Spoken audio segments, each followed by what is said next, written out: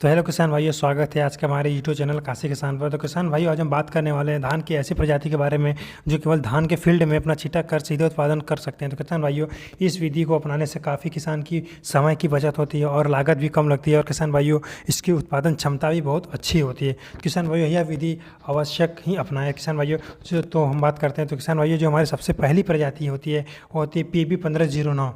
किसान भाइयों, एक बहुत ही अच्छी प्रजाति होती है और इसकी जो उत्पादन क्षमता होती है बहुत अच्छी होती है। किसान भाइयों, इसकी जो पकने की अवधि होती है वो होती है 115 से 120 दिन तक। और इसकी जो किसान भाइयों उत्पादन क्षमता होती है वो होती है 25 से 30 कुंटल प्रति एकड़।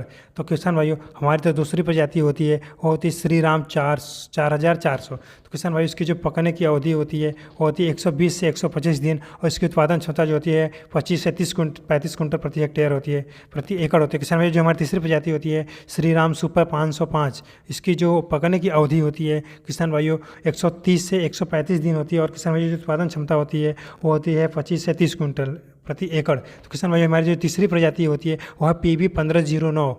हमारी जो ये प्रजाति बहुत ही अच्छी प्रजाति है और इसकी जो अवधि होती है वह किसान भाइयों 115 से 120 दिन होती है और इसकी उत्पादन क्षमता होती है 20 से 25 कुंटल प्रति एकड़। तो किसान भाइयों, जो हमारी चौथी प्रजाति है वह होती है PB 1692।